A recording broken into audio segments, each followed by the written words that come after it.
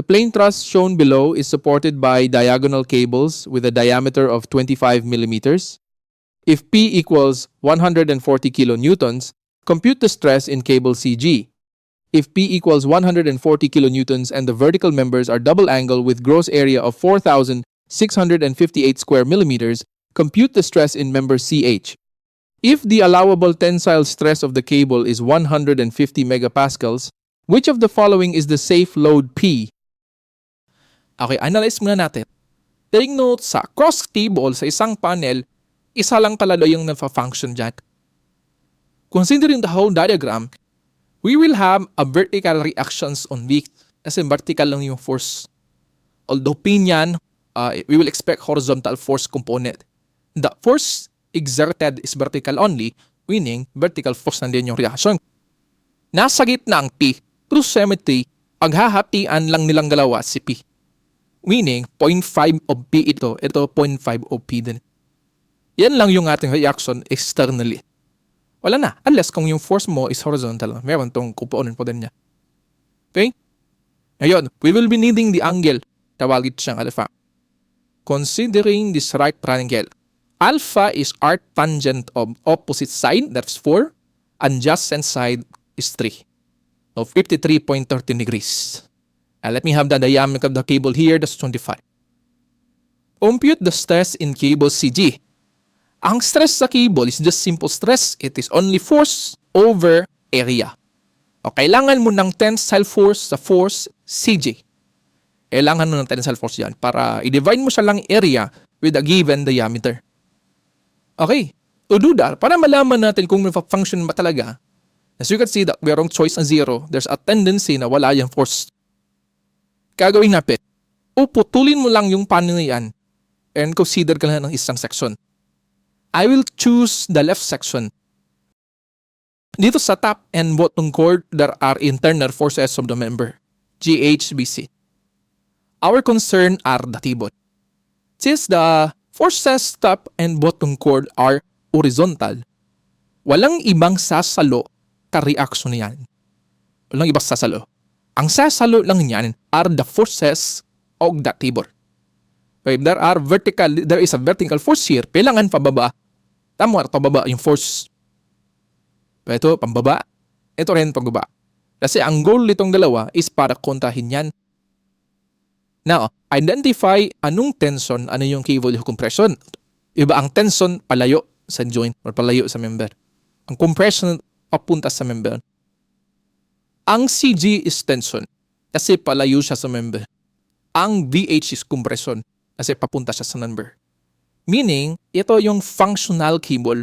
The other cable is 0 ang force. O, ito yung kable. Indiin mo yung kable, mag-go-abo lang yan. Okay? Meaning, wala yung force. Kung pansinin niyo dito, ito wala siyang force. O, i-cut mo rin yan dyan, ito pa rin yung force na i-kontra. O, ito yung tension, ito compression. O, wala din to. O, itong mga cable na yan, wala siyang force. Kung dito naman tayo tipingin sa kabila, ito naman yung consider natin. O, ang cable dyan, dapat contrast. O, ganyan. Ita-counter rin dapat. Tension, compression. O, wala din kung force ang compression. Kung dito mo naman titingnan, bakit yung kukontrahin ng cable, no?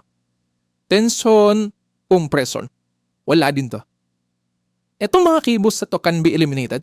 O meaning, ito lang yung cables na functional with the given force V. Anyway, for this problem, we just need to solve for tension CG para makuha yung stress. Para sa diagram na to, since these are the horizontal force, emission force is vertical, 0.5 P upward minus the component of tension CG. Tension CG sine alpha.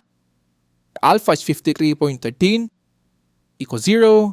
Puha natin yung tension sa CG when P is 140. 87.5. Ang stress is force over area. Or tension force sa CG over area of the cable.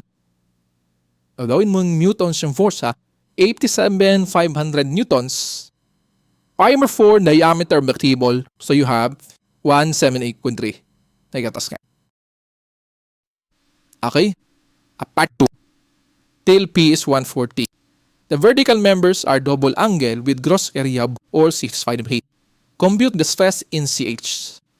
Para makuha yung stress sa CH, kailangan mo ng force. Notice, wala na tong cable na yan. Meaning kung mag-joint H tayo, tinanggal ko na yung cable na to. Ito lang yung makikita natin. This is force GH, this is force AH.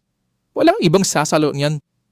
Itong P, buong sasaloin yan ang force CH. Meaning, summation forces vertical or CH is P. Or this problem, P is 140. That means the stress in member CH is the force in member over the area of this member. 140,000 newtons, ang area ng member is gross area forces aggregate. Hindi mo na itatimes to yung area ha. Lalo sinabi niya double angle. Gross area na po yan. Unless sinabi dito, or 658 each of the angle. Gross area na po yan. Buo na yan. 30.06 or 30 megapascal. If the allowable tensile stress on the cable is 150, which of the following is the safe load P? Isasolve natin ang P based sa capacity ng cable. Ang babalik tayo dito. Marirelate natin yung cable. Lahat kasi ng tension ng functioning table are equal. Diba? Kung ipat natin dito, ang sasaloin niyan is ito. So dito naman natin ang sasaloin niya, ito pa rin. Similar values or similar tensions na yung makukuha natin. Let us solve first the tension of the table in terms of P. Summation forces vertical, considering this one.